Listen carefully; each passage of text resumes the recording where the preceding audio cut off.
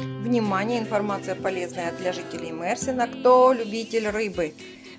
Часто выкладывают в Мигросе на продажу рыбку свежую чупра.